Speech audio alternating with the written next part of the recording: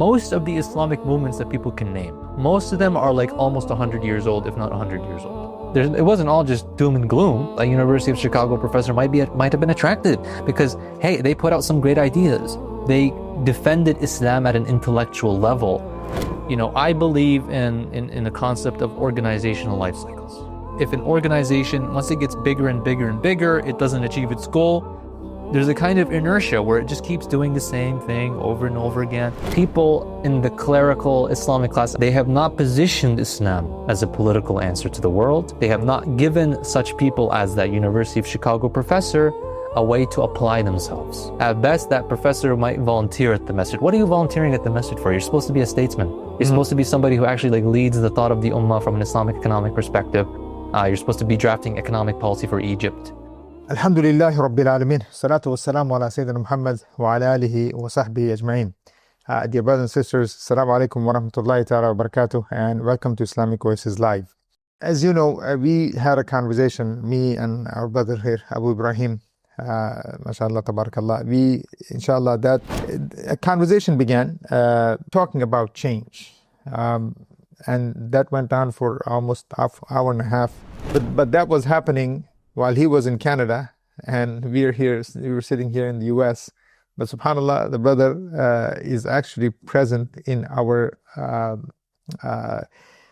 studio in Chicago at Islamic Oasis. Welcome. So, America. So, and then, mashallah, he gave a khutbah. There was another discussion last night at Noon Academy. And today we're going to have this discussion, and then there's another talk tonight that has been scheduled. So obviously we've been talking a lot, and the reason for the talks have been when we are looking at this ummah, right? Obviously, we are Muslims. We are looking at what the situation of this ummah is today. You obviously gave the khutbah about it. And one thing that you mentioned is that, well, there are many things, but one of them, was that the statement of Einstein. Yes. Right? And he said, if you are doing the same thing over and over and over and expecting change, that's the definition of insanity. Yes, yes. Okay, so that really did hit me. And there were many, mashallah, very good points that you mentioned. Also regarding the ayah, لا يكلف الله نفسا إلا وسعها, in how people take that to the point of actually apply it backwards as an excuse almost. Yeah, to give yourself an excuse. Absolution. Yes. So let's have that discussion. Yeah. First of all, on that statement of Einstein, that if you now. Is this ummah doing the same thing over and over and over, Sheikh? Yeah. Bismillah ar-Rahman ar-Rahim. Yeah, I just want to thank Sheikh Shirazi and thank the whole team. It's been a great experience here. The hospitality of Chicago Muslims has been astounding. And yeah, we've been having a lot of great conversations. We just, at one point, we felt like, let's just turn a camera on. Yeah. Let's continue. You're talking about revolution then. Exactly. That's who we are, right? And when it comes to have we been doing the same thing over and over again? See, there's two dimensions I look at. One of them is let's say the Islamic mainstream, where the insanity that I see is that we're just going to keep teaching new batches of students. We're just going to keep encouraging people to come to the masjid. We're going to keep doing the Quran classes. And we're not really litigating and understanding the project. To the extent that, okay, what are we doing that's going to get us to the tipping point? To where okay, we don't, if in any activity that you're doing, there should be some kind of outcome that you're hoping to achieve. Hopefully it's not a short-term outcome that's just going to evaporate. And we spoke about some of that last time. I'm not going to go too much into detail, but then there's also, when it comes to the Islamic movement, what are people doing? What have they been doing? Most of the Islamic movements that people can name, Ikhwan, HT, JI, TJ, most of them are almost 100 years old, if not 100 years old. Yeah. And I believe in the concept of organizational life cycles. That if an organization, once it gets bigger and bigger and bigger, it doesn't achieve its goal, there's a kind of inertia where it just keeps doing the same thing over and over again. And there's not a willingness to management. That's it. I mean, now you just have to manage. The goal is no longer the thing that's pushing. Yeah. Now you just have to manage. You just like keep what you have. Yeah. It's like universities, right? I mean, you have students and now you just have to manage them. And then maybe you're growing. So now you might need some more buildings and some more staff to maintain. And so that's true. I mean, we can discuss this. And that's a good point. Because once the aim, almost even the goal of what the whole objective was is almost lost. Yes, exactly. Because once a movement or any organization, it starts to gain assets. Yes. It starts to gain some kind of position in society. Right. There starts to become like internal, maybe power politics and fame. Oh yeah. These things start to become the aims. Yes. And the original founders start to die. Yeah. The vision starts to become diluted. And when you have something to offer now, a salary, a position, these things attract often the wrong kinds of people. I mean, not all organizations have these salaries and all. Yeah. I mean, I'm talking movements wise. Yeah. So I'm not saying that, even from just ideological perspective. Yeah. Not from. Look, that there's a statement in business. It says, "What got you here won't get you there," right? My sheikh says it all the time. It's true, and I've seen it. There are people come to movements. They're full of energy. It's like your first day at work, right? I mean, you don't know what to expect, and so all that. And then a lot of times, Sheikh, it seems almost that the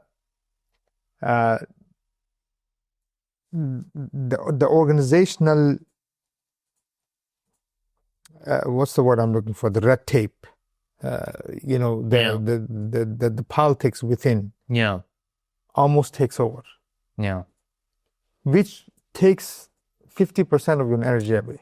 Now you're just trying to manage that, while the goal that you actually were looking for, I mean, that got you excited. Yeah. Trying to do what you're trying to achieve is almost not the first thing on anybody's mind. But that's the ugly reality of the world. Is that the reason why movements are going on and on and on for 100 years and there's nothing to show? I don't know if you can say that's the reason. Because I think in any human endeavor, there's differences of opinion. In any human endeavor, you have to navigate emotions and sometimes conflicting motivations and trying to align people. I mean, even if we look outside movements, if you look in the Muslim community, how much of our time is spent fighting masjid boards? How much of our time is dealing with concerns of, people who, aren't necessarily interested in the things that we're interested in. Their priority is, I just want to teach Quran. And when you have people who think differently, the goal becomes, the goal to achieve our goal becomes, how do we align people's vision so that we all have the same motivation here? Sure. Okay. So that brings a different point here. How much of what the Muslims are thinking is actual objectives versus survival? That's a very good question. Because I think that, especially maybe the immigrant, the first generation that came here was survival mode. Right? Because there was nothing here. We just got to build. We got to protect our kids. We got to take care of the Muslim community here. And, we also inherited certain mindsets as being part of this defeated civilization, this learned helplessness that we've had over these centuries. So there is this kind of helplessness. Yeah, there is this kind of survival mindset. And then with the kids, you have a different issue altogether, which is chasing the dunya, feeling the sense of belongingness in the West and the conflicting identities. So the thing about what I see is that we in the West, we have the unique opportunity to exit the survival mindset. Because let's face it, we're more well off. We have some freedoms that they don't have in the Muslim world. So when somebody is outside of the at least till now. At least until, and I'll give you an example. It's the story of Musa alayhi salam always punches back because Bani Israel in chains, survival mindset. It took someone like Musa alayhi salam, who was raised outside of that situation. He was raised in a place where there's a victory mindset. It's like victory is contagious, and the mindsets of a winner, the winner mindset is contagious. So Fir'aun, whatever he was on top. That's contagious. If you spend time, there was an article I was reading. Is this before you? Yeah, I'll tell you. I'll get to the article in a second. This is okay. This is very interesting.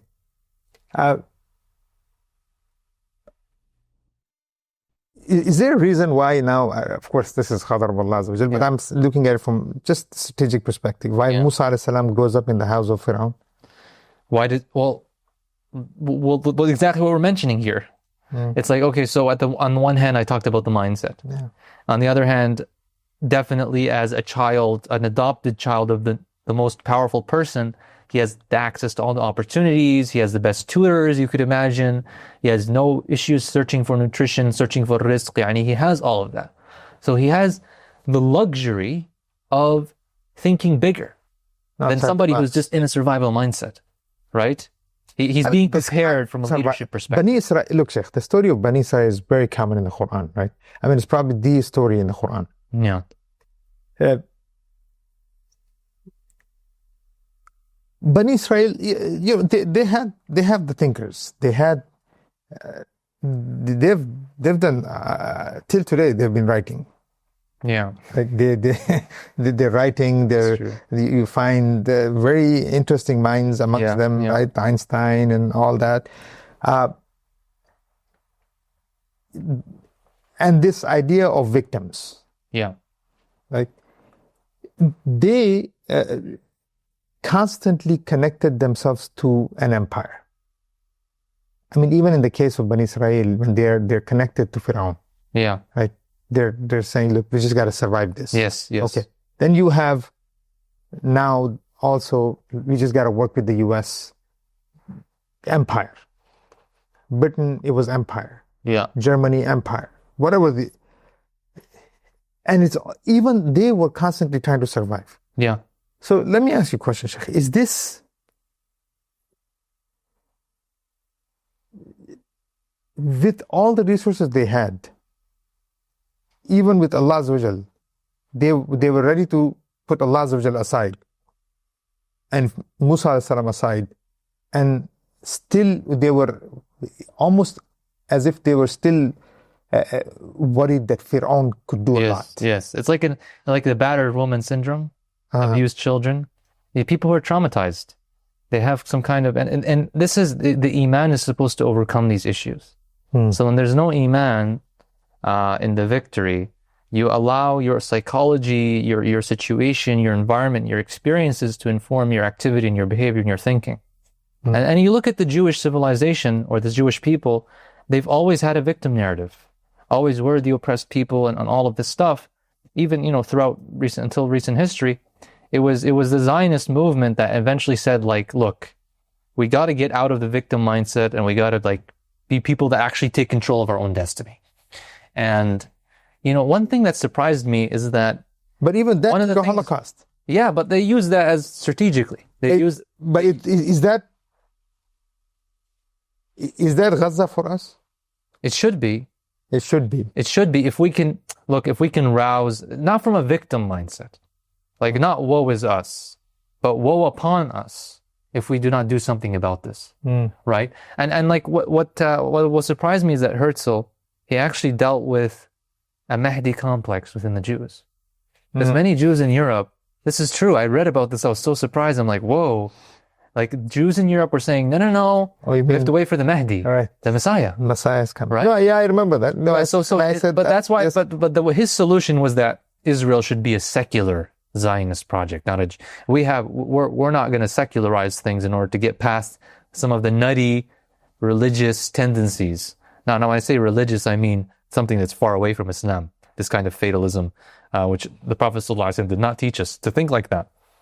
But yes, we should think in terms of how can we use the awareness that's being created due to what happened to create that energy, to create that. And like, unfortunately, and we spoke about this a little bit in the last podcast, it's a question of conversion. You can get someone so excited about a product and you never sell. Speaking from a sales perspective. You can get someone so aware and so feeling the pain of the Palestinians, but you don't give them something to do with that pain. They sputter out. Let me ask you a political question here. Yeah. Because with a lot of what you're saying it's with the Muslims, Sheikh, today, I mean, let's say you're saying, look, we're never getting to the finish line. Yeah. Okay, you're making the sale. Actually, you're overselling. Let me correct that a little bit. It's not about getting to the finish line like now. No. It's about like a mindset about being strategic in our work. So that like what I do today is meant to get me closer and closer and closer to a permanent change in the situation. Okay, so now there's two questions, but I'll skip the political one. I guess I'll go with this.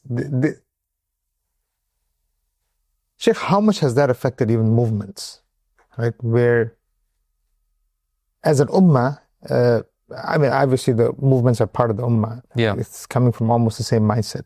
The movements are trying to change that mindset. Yeah. But they're also falling victim to the same mindset and not even realizing it. That it's like same almost kind of just work, let's just do busy work. Almost this delusion type of work where people feel that they can do the most minimum work. Yeah. I mean, without any sacrifices, without any serious work and time and put. I think you could probably speak to that better than me. I don't want to go there, but but thinking. Look, there were times people said, "Okay, you're building castles in the air." Yeah. Okay. Now I took that the wrong way in sometimes, and I said, "Hey, hold on. I mean, what do you mean?" Now, the way I take that today is that we did the most minimum to achieve the objective, or we are doing the most minimum to achieve the objective, and we think we are going to be the next Salahuddins. Yeah. Right? While you have these people never left the backs of the horses. Day and night, that was the only concern, and they give everything that they have. And so that's one. The second thing is, it's almost like, look, whatever we have to build, we build on the backs of giants. I got you there. So I don't want anybody to think like, you're sitting there talking, you were built by somebody. And yes, agreed. But Sheikh, this, if you can, if we can maybe discuss this, have we become delusional? I mean, I don't know anybody can look at the situation of the Ummah neutrally and then conclude otherwise. Because, like, if we were not delusional, we would see a realization that the work that we're doing right now has not been leading. And I go back to Einstein. Insanity means doing the same thing over and over and over again. Are enough people, and I think many people are relitigating and asking the right questions. Like, look, what I've been doing for the past 10 years is not working. What this organization or what this community has been doing, it's not been enough. We've not been sacrificing enough. Is it what they're doing not working, Sheikh, or they're not doing enough? Let's both. Put it this way. Could be both. Could be both. Right. So I'm sure there are people that work really hard. They're not working this right strategy. Right. And there are people who could have the right strategy and they're not working hard enough. Neither of them are going to win. Right. So it's a matter of both. And really, I liked what you mentioned about sacrifice. Because if you think about it, it's not befitting of Allah subhanahu wa ta'ala to give victory to a group or to a movement which is not like fully in. It's not sacrificing, it's not doing what needs to be done. It's not divorcing the dunya. It cannot be like, part-time work, like a little bit here, a little bit there. No. We have to really manifest what the Sahaba, radiyallahu anhum ajma'een, manifested in terms of achieving that victory, and with the right strategy. Not just, sometimes, some people, there can be a romanticism of the struggle, like just like romanticizing the hard work that you do. But you have to be strategic. You have to do the high impact work. Like, to what extent have the Islamic movements of the past century really been on top of the media? Been on YouTube, been on Instagram, been on TikTok. They're slow. they're not really catching up, right? And that's where the strategic impact is, because the internet and the media is where you reach the millions. But, you run around, give khutbahs and lectures to groups of 10, 20, 30 people, and you romanticize the struggle of doing that. What can you be serious about the impact that you're really making? That's the question. So you're saying media, meaning we have to be able to speak to the people. Oh, absolutely. Okay. So now here's another point. Yeah. Have we been speaking to the people? And here's what I... No. Look, when we talk about public opinion, let's say, like any company in general, we do that. Companies people hire marketing companies. Yeah. The first thing that they look at is that, at the end of the day, it's your product that whole company's going to run on. So if I'm not able to get that product out and create some type of need for it and make the people feel you need this, if not, you're not surviving. That's the story. That's the job of marketing. Yeah. So, Sheikh, when we think about, the ideas that we want to, change Islam, Deen, we want to bring back Khilafah, we want to bring back, have we really been able to convince the minds? And if not, can we blame the movements for this, or who do we blame? Because look, at the end of the day, as I said, movements, we are part of the ummah. Let's not play the blame game. Let's just talk about what needs to be done, right? Like, that's what. My answer to your question is no. We haven't reached the people. Why are we not reaching the people? Because look, are movements too close? They're not talking to the masses. Yeah, are they talking over the heads of the masses? My sheikh put it in a very good way. He said, look, there's some people who are dunya influenced and some people who are deen influenced, in the sense of who do people look up to? Some people, they say, Sheikh Shirazi, mashallah, a sheikh. I look up to a sheikh.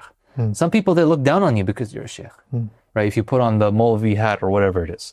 So there are some people that look up to CEOs, that look up to sports, the Messis, and we have to realize where our ummah is, because most people are not deen influenced, they're dunya influenced. Because why? Look, because we look at examples for a reason, Sheikh. Yeah. Right? What is it that the people are saying, okay, I'm going to look up to Messi, but I'm not going to look up because for them, the deen is not relevant. When the deen is secularized, it's not relevant. When you see the Islamosphere, and like, look, when I say we haven't reached the people, many times, even, let's say, ideologically minded people like yourself or myself, when we have a message, either on social media or more often than not, like in grassroots, we end up just speaking to a silo of people who are religious, and because they're religious and practicing and they have an idea about what Islam means to them already, they're resistant because they're Sufi already, they're Salafi already, they have their madhab, they like what they have in terms of, and they have pain points definitely and so on. I'm not saying we can't. The ummah is hurting. But the ummah is so diverse and it is looking for something. And if you're able to cut through the mold of the Islamosphere and you really speak to the masses of the youth who don't go to the MSA, they don't go to the masjid. Not necessarily they're not practicing. They're practicing, they're not inspired. I wasn't inspired. I was in the universities. I went to University of Toronto, I went to University of Michigan as an undergrad. I came to the MSA for Jum'ah, that's it. Met some brothers here and there, but I wasn't interested. I wasn't interested in halaqah for this, halaqah for that. I was a very ambitious person. I wanted to go, invent this, invent that. Are we finding and appealing to and inspiring the best? You were an ambitious person. The ambitious, hardworking, talented people no more. Okay, so was ambition defined for you, or you were ambitious? What does ambitious mean? Well, I was ambitious about dunya objectives. I was ambitious, like when I was a kid. Since I was a kid, I wanted to become a scientist, Nobel Prize, you're a mathematician. And I made a nice, I don't know, not a nice video. I made a video about this, where I liked the video, where I talked about, how, it was ego driven, right? This is the issue with the dunya influence people, tons of ego, and not to say that there's not ego in the deen influence people, but within these people, look, people, they're status seeking. They want to become big shots, right? They pick a specific domain, whether it's medicine or science or law or politics or acting or film or whatever it is. And they want to become the top. They want to be a big shot. And If anything that gets in the way of that, they're not interested in it. But we have to understand, like, is that a bad thing? it's a bad thing if it's not for the sake of Allah. We can become, see, like, this is the message that I have. The message that we can, because I don't want to kill ambition. no, we don't. But the message that I have for ambitious people is you should be a status-seeking person for the akhirah. Because there is status, there's a dominance hierarchy. Even in Jannah. In the akhirah, yeah, in the Jannah, there's a dominance structure. There's levels of Jannah. Within each level, there's a dominance structure. You know, who's better than who? That exists.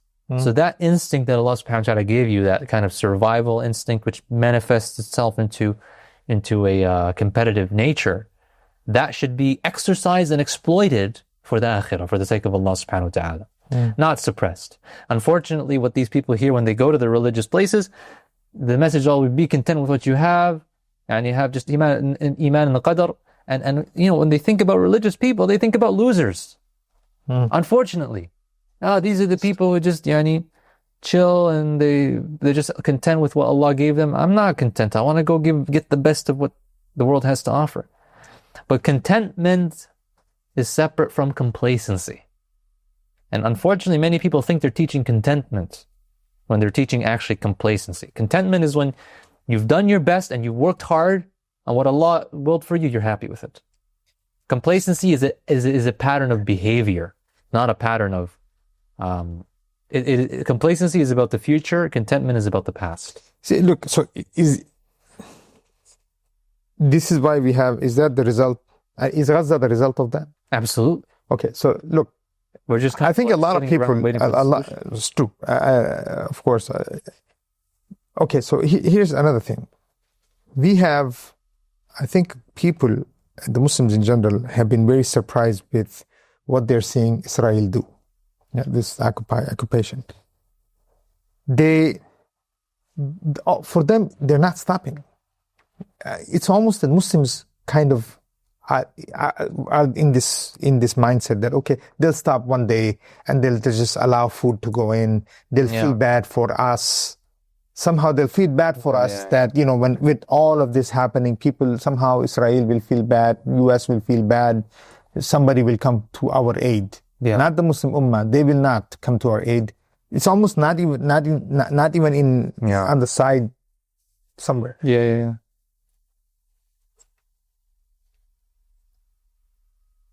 And the ambitions of Israel, Sheikh, is constantly shaking the Muslims. Being very truthful here. They went after Gaza. They took the opportunity. They went after Gaza. Then they went. Iran attacked. People thought Iran might be able to do something.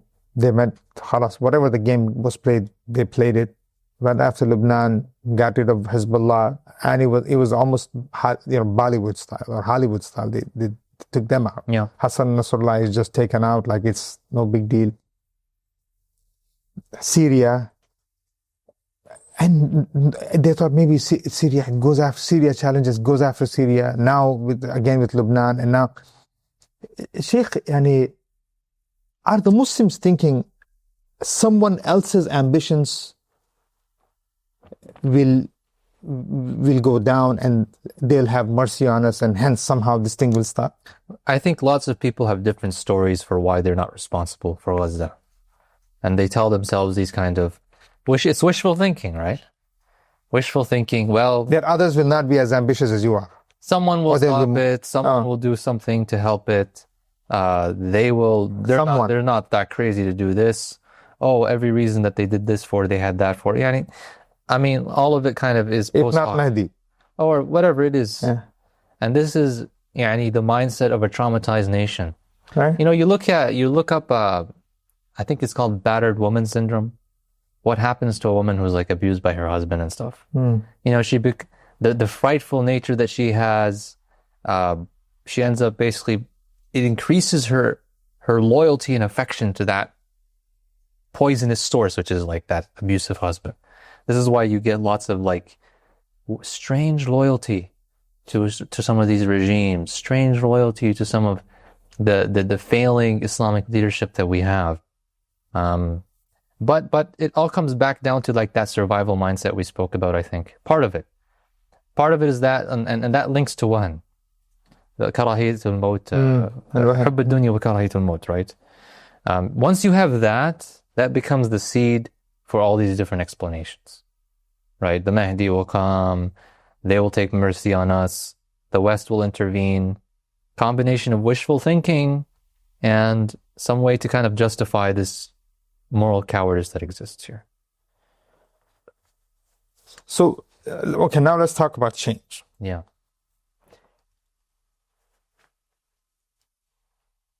There's enough crisis going on.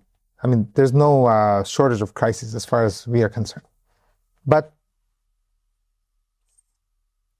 Sheikh, crisis, I think it can work in two ways, right? Crisis, sometimes it makes people completely lose hope because it's crisis after crisis.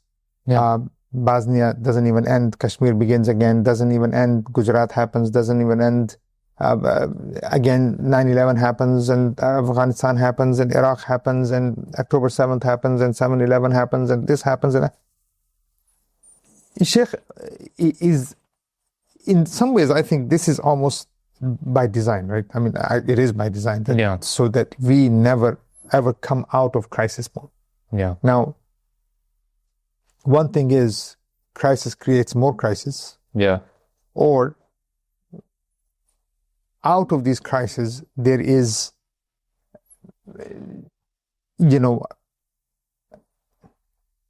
somebody comes and says enough. Yeah. But so far, we're going from crisis to crisis. Yeah. Okay. What is it, Sheikh? Lack of ijtihad. We can blame the ulama. We can blame. Who do we blame? I mean, look, you can blame the movements. They're just they've stagnated. But there is something is up, man. Yeah. Yeah. Look, I think when it comes to these kind of successive crises, some people are going to lose hope over it, and most people will. It's going to paralyze most people. But there's also the saying, what doesn't kill you makes you stronger.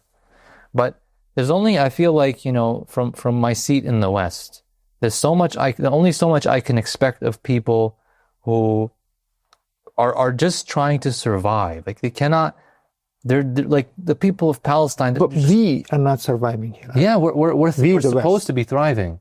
And this is that article that I wanted to come back to, which is that they asked this question, why does success run in families? And if you look at families, like the father was a Nobel Prize winner, the son was a Nobel Prize winner, the cousin was an award-winning violinist, the daughter was the president of this country, and they're like, what's going on here? So he analyzes all the different usual explanations. Okay, maybe IQ is hereditary. That's part of the explanation. Okay, maybe there's nepotism going on, but there's too many different domains and too many different ways that they're succeeding here, and sometimes the connections aren't clear. But to make a long story short, what he says is that it's a matter of mindset. When your dad wins a Nobel Prize, winning a Nobel Prize becomes part of the world of things that are accomplishable. Me, who's never been in that world and never won a Nobel Prize, like to me, that's like a unicorn thing. It happens in the movies. But if it happened to your dad, it can happen to you. So you work on it in a way that other people don't. It's a different mindset when you believe it's something to be possible. What's that? Examples have to be set. Not just examples, but like when you grow up, see, like we in the West, I'm kind of linking it back to us being like Musas of the Ummah here. When we grow up in the West around success and big achievement is possible for us from a mindset perspective in a way that for many masses in the Muslim world, it's not. Because they have these kind of learned behaviors and learned patterns of thinking. And those patterns of thinking still exist with Muslims in the West. But unfortunately, it becomes limited to the deen. In the dunya, mashallah, very ambitious. In the deen, we have all of this kind of constricted thinking. Can we expand that?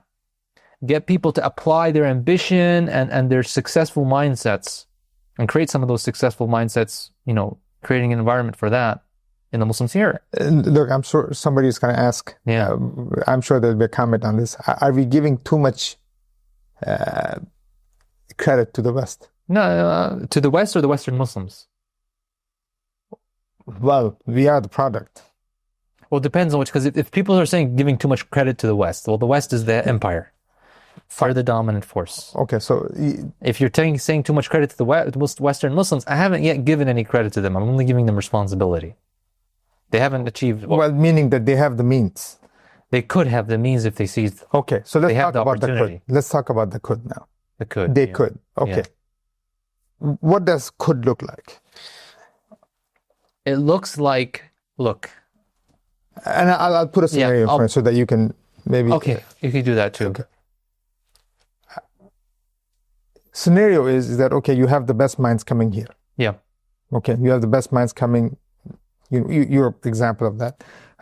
Coming to the universities. No, I'm saying, I mean, in a sense that, okay, people, I mean, Muslims in general, but I'm giving example, meaning, okay, you're coming from Muslim lands, but you were born, I mean, obviously in the West, but I'm saying, like, opportunity was given for you to, your parents came, proper schools, this, that, and the other. That's one scenario, is that, that's one thing that's happening. The second, you do have a brain drain that's happening from the Muslim lands. Unfortunately, 100%. It's happening because of crisis. Right? Crisis, opportunity, loss of opportunities, oppression, war, oppression. So the could here is that you have access to the best minds. Okay. Yeah. Now the best minds are coming here and they're influenced. Yeah. Right. And they're influenced to the point of no return. I don't believe that. Okay, go ahead. Yeah, so I mean, nobody's beyond the point of no return until they die. No, in the sense that, we had this thing where people would come and they would get access to certain ideas and they would go back. And there are very few. There's 1, 2 out of 100. Well, nobody's going back. It's not just about like... I mean, the West is not seeing no brain drain. Yeah, but that's not what it's about. See, like, look, this is what I think it's about.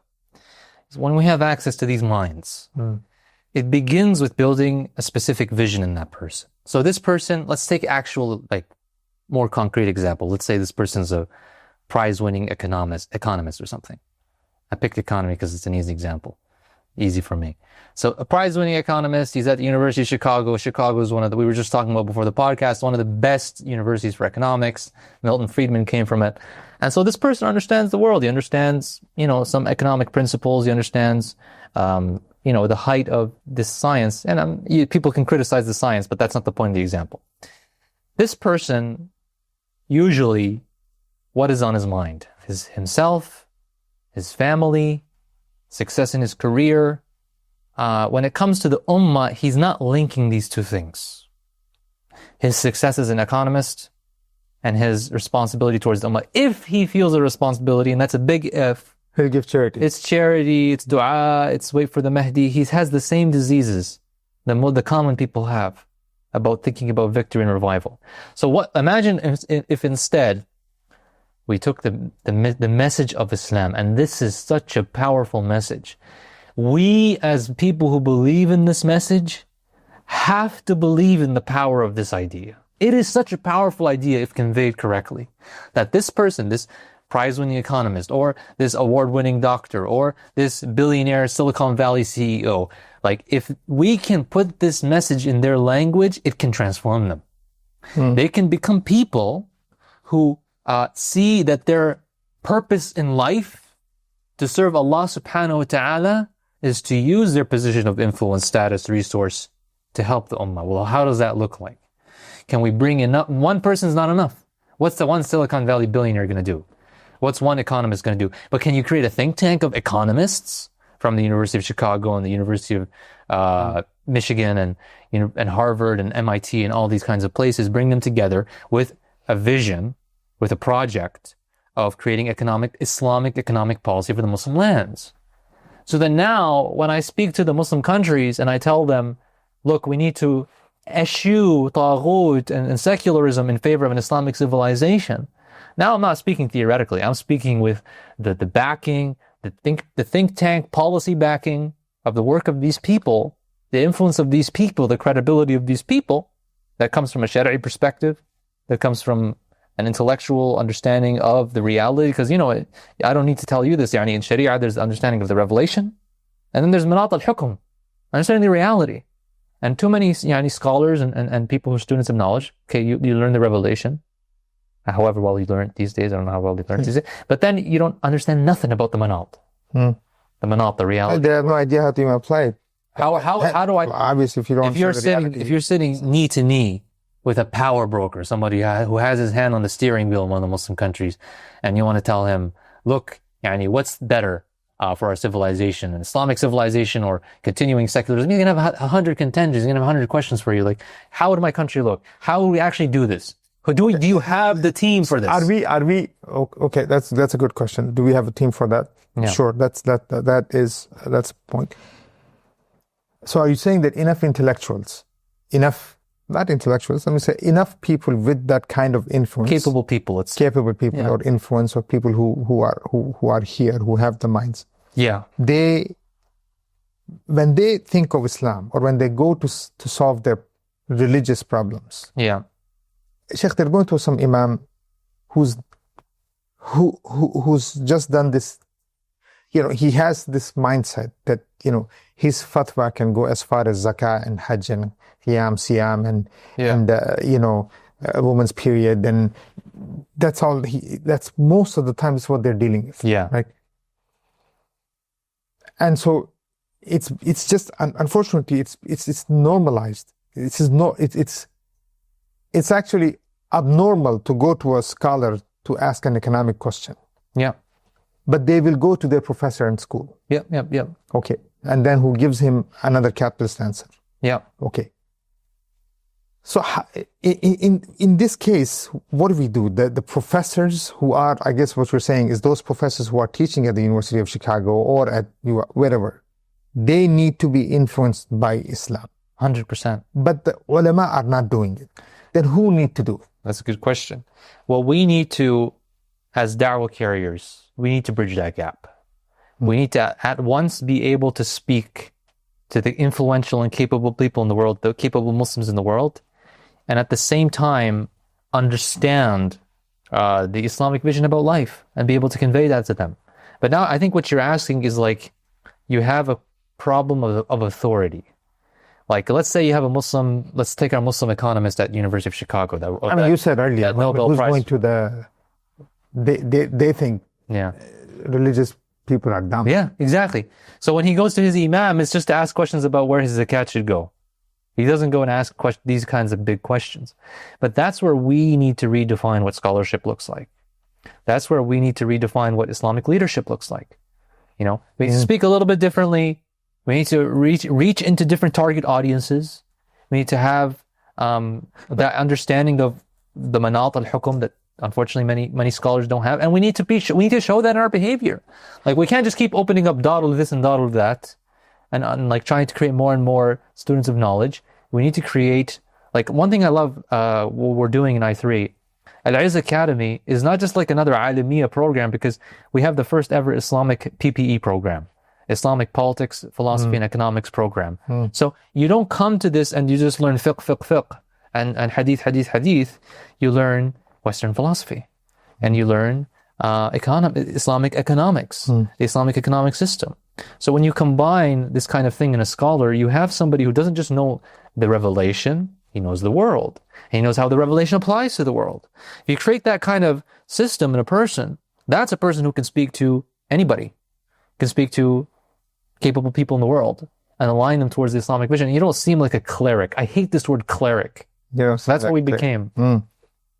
And but that's product of capitalism. Clerics are product of secularism, capitalism. Exactly. I mean, there's no such thing as, because it's a specific class that comes with the spiritual. That's interesting. So now, Sheikh, do you think that the scholars have realized this, that when they're called clerics, or when they're called ulama, or these kind of things in today's time, this structure that we're living in, that in reality they're being called secularist?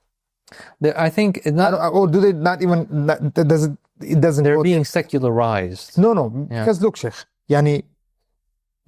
when you are in position of ruling, you're a ruler. Yeah. You're a qadi. Yeah.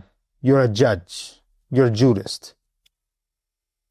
The only time you're not in a position when it's this position of cleric is none of those. Yeah.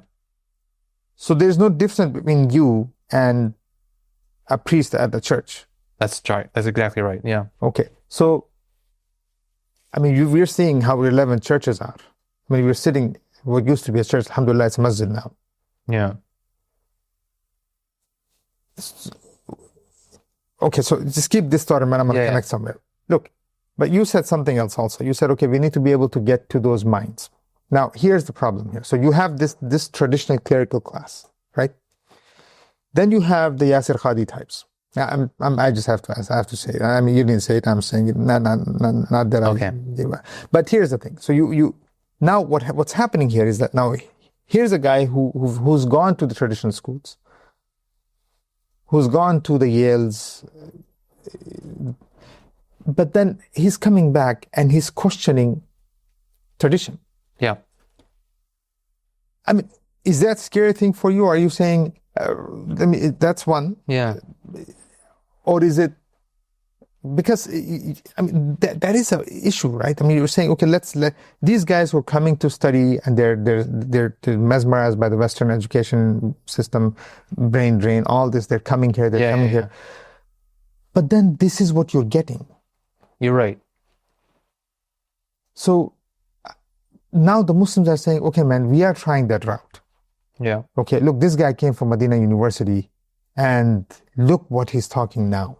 I mean, and then we have our youth in the West who are looking up to people like that. They're looking up to him. Yeah. So here's how I would kind of piece it together. Like the example of Yasir Qadi, like this, I'm not going to, let's speak about the archetype. A sincere person wants to benefit the ummah, can become anything. He's a smart guy. Could have become an engineer, could have become whatever. But that's what we're looking at, right? And he decided, I'm going to become a scholar. Yeah. And benefit the deen. Sure. So he goes to Medina University. Right. Medina University, is this an institution that produces thought leaders? None of those. No, they don't. Well, we don't have. We understand, people probably, your longtime watchers don't need this explained to them. Sure. That these universities are designed for a specific purpose. It's to produce clerics. Okay. So, sure. Okay, this person comes out and he doesn't really have that intellectual foundation of the tradition that we do have, that we did produce in our history. So he doesn't have the depth. Doesn't have the depth. Well, Medina wouldn't produce the depth. And you go to Yale, and this is now a tradition at Western universities, the Orientalist tradition, which has been like this kind of critical attack on Muslim thought. Hey, they're smart people. I'm not saying they're wrong. Orientalists, they're not idiots. It's like in our situation, it's the people who failed at everything else that go become scholars. Unfortunately, that's the situation that became, right? Yasir Qadi was one of them? No. I think he's an exception. Muhammad Sulaiman is another one? What's that? I mean, these guys are going and studying at, I mean. But my point is like, I'm just trying to be careful in a sense that, look, that's why I said that, are we giving too much credit to the West also? That was the West or the Western Muslims? Western, I guess the West. The West. But my point, these are very interchangeable things here, because look, there could be a problem that when we are saying that, look, I see the issue that, look, the minds are coming here, and so we need to attract them. Yeah. And the goal is we need to attract them to Islam. But I was just let me finish the example so that I can get to my point, which is that, like, Yasir Qadi or his type was not intellectually, Islamically prepared to even deal with the Western tradition. Like, the story of a Yasir Qadi is the same as a story of and I'm not saying these people are equal, I'm not trying to insult him or anything. Like the story of the Rifat al-Tahtawi and the Imams in Paris. Right. These are people who are not prepared. They came to Paris, they became enamored with what they saw. Right. This is the reality. Right. But the difference is, what we're talking about is, can we apply this process in reverse? Whereby, I was born in the West, I was raised here. I didn't get enchanted by what I saw. And some people, maybe to an extent I was. But more so. Someone can say, well, that's because But many people. You were seeing the best. Supposedly, as far as civilization is concerned, you're in the heart of it. Yeah, but so whenever you go back to your Muslim land, you're gonna see, what are you gonna see? Yeah. But like, my point is, I guess, is that they do. They get enchanted by it. No, those Muslims, who are coming. Oh, absolutely. The people who are used. But you're not. Yeah, I'm not born and because raised. kind of I'm inoculated against it. But even that's kind of that's specious because many people who are born and raised here, But they that's do look because ideological. ideological. There are Fine. going to be some people, Right. like to kind of wrap all of it together. There's going to be some people who are responsive to the Islamic message because this is a deen and this is a message which has been always preserved. Right? لا تزال طائفة من أمتي على الحق ظاهرين. Right? There's always going to be people who have the right speech and the right way of putting it and intellectually defending Islam. Right? And our job as da'wah carriers is to be that. So what you're saying is like, okay, West is, if I'm saying the West is so intellectually or let's say civilizationally advanced, they have the soft power. What kind of resistance are you going to mount to that? Isn't the story of Yasir Qadhi going to be more common than the story of the University of Chicago professor that you want to create? Far it is. Yeah. So I'm just kind of summarizing the position, which is a fair contention to have.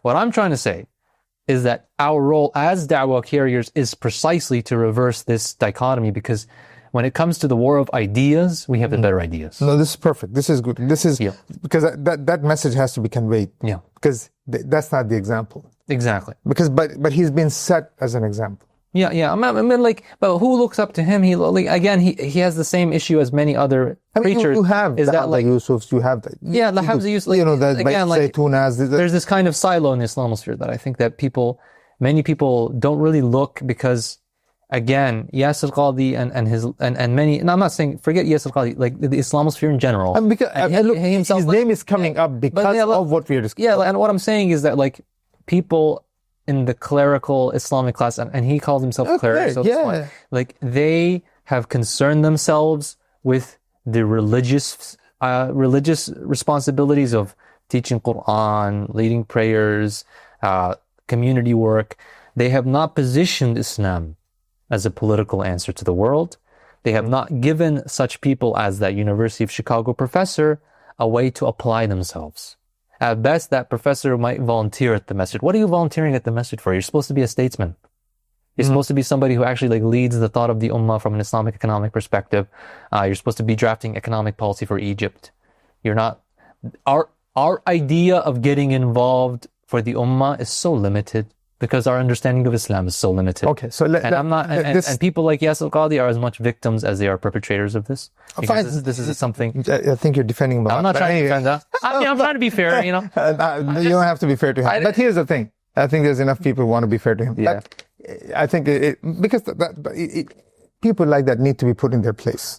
I mean, this is. Well, definitely the recent thing we saw was very egregious, and I know I know people who are actually saying it very clearly, and the way it should be said is absolutely, and I'm with you on that. But I just want to. He's not the one to present these type of in-depth, my only point, intellectual points of Islam. Our tradition cannot be presented by people who are at this level. But the problem is systemic. That's all what I'm saying. Yes, and see, that's what I was trying to address. I was saying that when we talk about the brain drain and we talk the influence, we need to make sure that that's whoever's watching this and saying, I agree with these guys. Yeah. But hey, we also see that phenomenon, and that we need to make sure that phenomenon. Yeah. We got to address those things and we got to fix it. Yeah. And this idea that you're mesmerized by Yale and Oxford and whatever else it is. And let's speak about the Islamic movement for a second, because it wasn't all just doom and gloom. Like, I think HT, for example, had a lot of success in its heyday of attracting some of these intellectuals. A University of Chicago professor might have been attracted because, hey, they put out some great ideas. They defended Islam at an intellectual level that matched and definitely exceeded what the West could put out.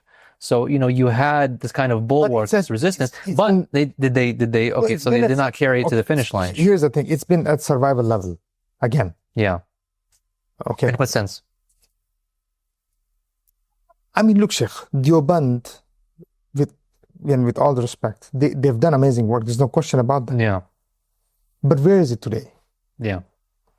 Right? And while they had the chance of having, they could have really, India would have been a different place today if they had taken the mantle in their hand. But they dropped it in order to, again, it was protecting the sciences. And they did, fine, they protected it. well, even that people might even say, okay, well, where are they today? I mean, why isn't anybody, 2, 3, 4 people are answering, whatever it is that Yasser or whoever is putting out. Okay. But look, Sheikh, when you say it was not gloomy, and it was not all gloomy and all that, I understand that. But today, Yeah. 2025, August, Gaza, maybe almost 2 years, maybe a little bit more now. Arab Spring.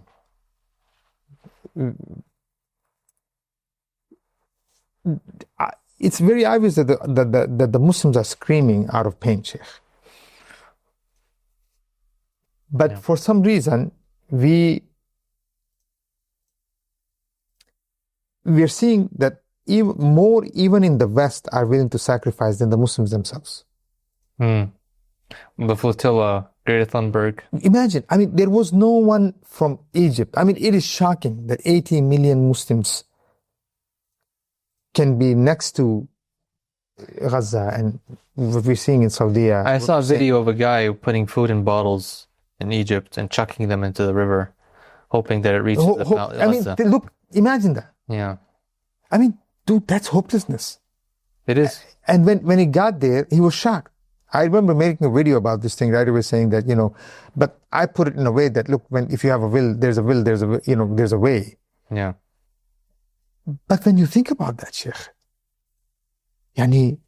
okay, look, someone can say at the end of the day, the mother of Musa put him in the river, right? Yeah. In the sea, and say, okay, but she was being guided by wahi. Yeah. Okay, so let me ask this. How important is that, akhi? Even when you take action, that you are guided by wahi. It's of critical importance. I mean, we cannot because I'm just saying somebody can say, look, she did it. Yeah. But the point I'm making in this case is there is wahi involved. Absolutely. But look, the Quran and the Sunnah are guidance for all of us, for all situations. Is there going to be direct wahi about what to do today, August 25, 2025? It's not going to be as direct, but we have to be able to read the Quran and the Sunnah in a way that speaks to us today.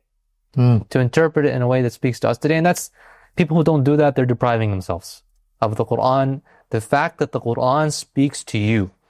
And there are aspects of what we're doing and strategy and certain details that Allah wants us to see what's best in terms of certain things. But we have to be grounded and guided in this work of revival by wahi.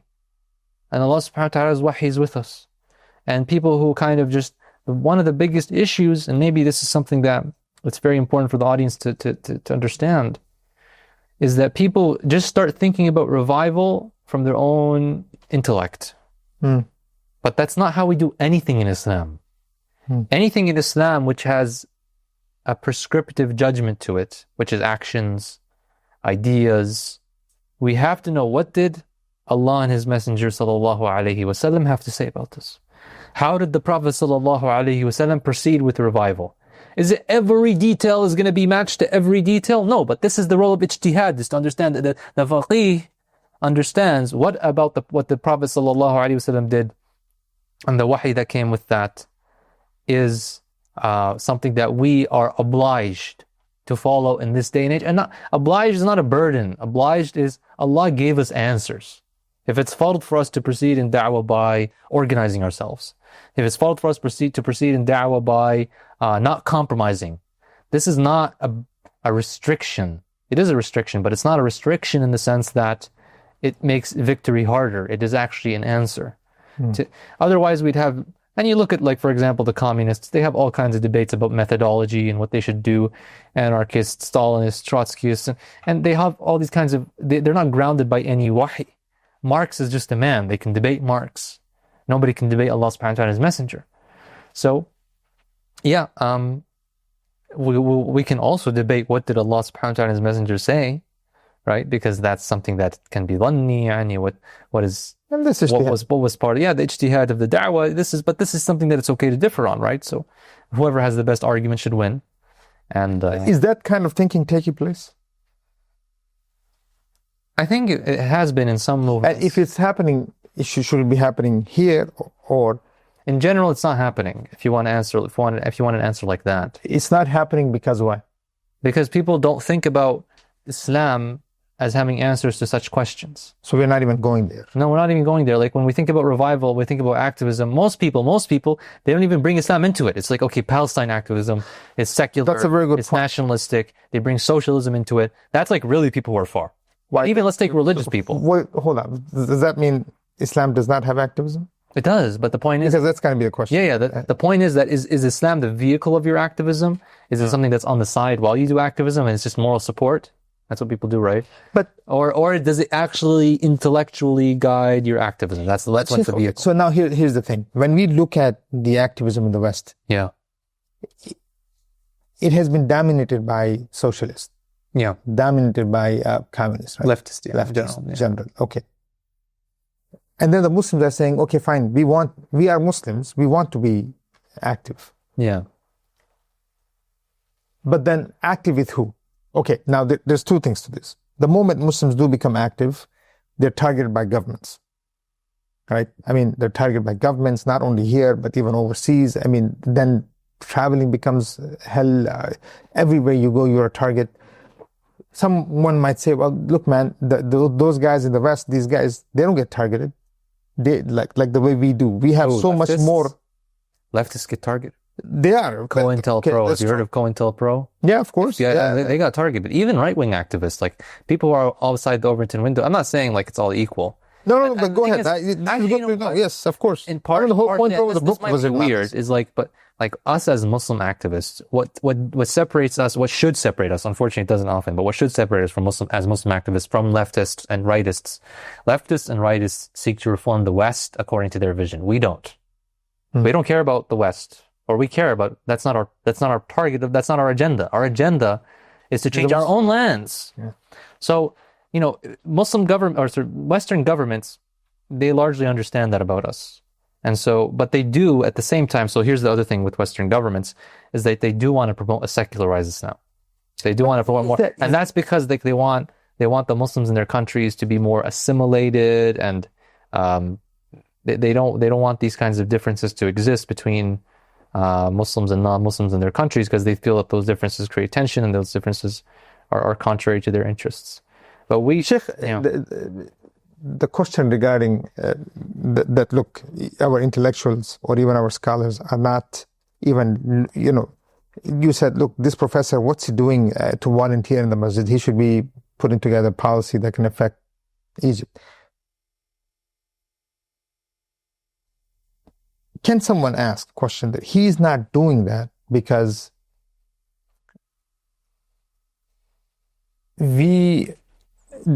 especially the ones who were born and raised here, he doesn't think that Islam has anything to do with the West. We are not trying to influence the West. We're not trying to change the West. Well, he's right. I know. Yeah. That's what. Well, that has been the narrative so far. Yeah. But is that correct? That Islam's not trying to change the West. Well, we as a Muslim minority here, we have to understand, as a da'wah, what are we trying to do? Many people think da'wah is just converting non-Muslims to Islam, and so they think that our role here in the West is okay, we're here to convert the non-Muslims. I don't believe that. I believe that, when we live around non-Muslims, there is a kind of responsibility we have to kind of doing a little bit to make it clear to people around us and so forth, but that's not our aim. Our aim is, we were deprived of our homelands. Our khilafah was destroyed, our civilization was disunited. What happened to the Muslim lands? What happened to Dar al-Islam? That's our focus. What are you trying to go convert a non-Muslim nation for when your Muslims are not living by Islam? It's stupidity. I mean, I had a question. Someone asked me, I was at one of these events and somebody was saying, Akhi, do you think with what's happening in Gaza, change is going to happen from the West or the East? Because so far it looks like it's going to happen from the West. how do you... What does that mean from the West? Does that mean Western governments are going to intervene in Gaza? No, I mean, I think they're saying that, hey, the West, people in the West in general are doing more about Gaza than we are. So now are we looking at this the wrong way? That What change are we trying to achieve? Are we just trying to stop the pain, or are we trying to unite the Ummah? Because the West is not going to... Look, at the end of the day, you and I are sitting here in the West, and we're talking change in the East. Yeah. This kind of discussion will end... Wow. Still, both of us could end up in jail somewhere. I mean, this is no, because we haven't said anything illegal. We're on the side of the law. Meaning this in overseas, this kind of... Overseas, yes. The regime... That's what I mean. I mean, if someone watches this... The regimes... I don't know, somewhere in Libya and says, they don't what are you talking... They don't like this kind of talk. This is... I guess that's what the issue is. They're saying, well, you can have these discussions in the West. Yes. So is it more probable, let's say, that you might actually be able to do more change from here than from there? That's what I've been saying. So then, hence, why are you saying that West is not the place to change? Because we think about it like this. We are like in exile from the East. Because our ideas are not tolerated there. The regimes don't want these ideas. So we can't even speak about them. We can't organize on their basis. I mean, the Muslim Ummah tried in the past century and it was crushed. It failed. So we right now in the West, we have an opportunity to be kind of like a movement in exile. Can we affect the change? Can we affect change? And that's not something new in history. Lenin did that from London. I mean, Musa had to go in exile. Yeah, Musa. I mean, this is, there is an interesting point here. I mean, Musa alayhi salam had to, he was exiled and then he went back to, okay, so what does exile mean for us? It means that we as a Muslim minority, we live in the West and we, we respect how they want to live. We don't want to change that. We're not here to change that. We're here as guests, right? Like we're like from a perspective like the Muslims in Habasha. In the Muslims in Habasha, did they do da'wah? Did they convert Habashis? No, they didn't. We don't actually have a single record of a Habashi that converted due to the Sahaba or in Habasha for like 10 years. So you're saying this from a perspective of, okay, what objectives should be. Objectives, of course, that should be the thought. But you're not saying this as, okay, we shouldn't be giving that to the people. I'm not saying we shouldn't be doing it. I'm saying that that's not the priority. Okay. The priority, when people think da'wah, they should think the work to convince the Muslim world to live according to the Islamic way of life. Because of that's a political objective. Because of okay, so that's a political objective. Yeah. And that should be the objective of every Muslim here. Yes. Absolutely. Without any exception. Without any exception.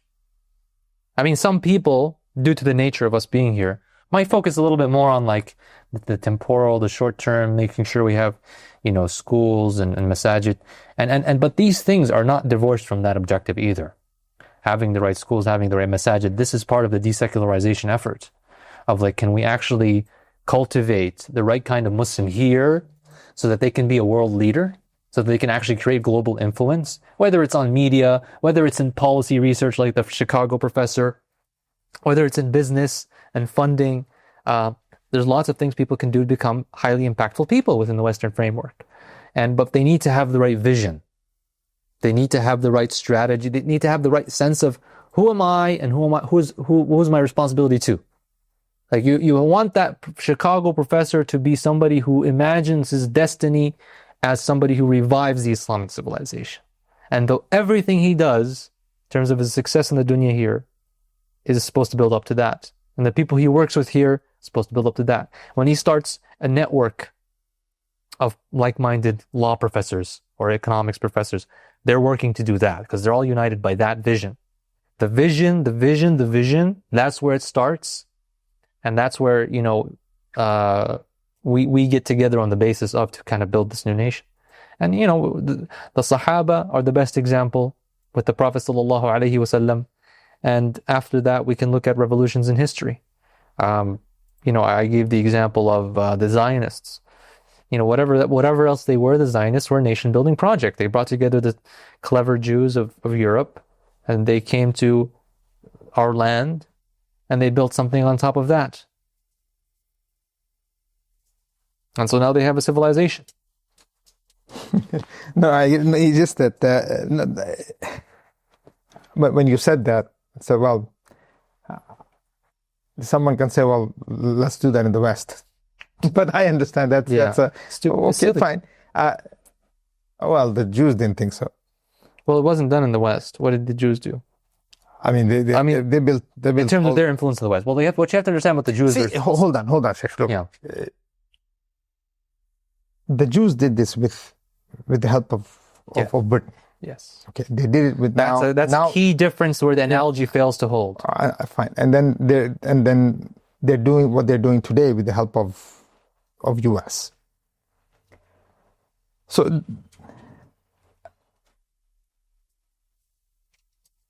Sheikh, how much when we look at bringing the type of change that we are looking for?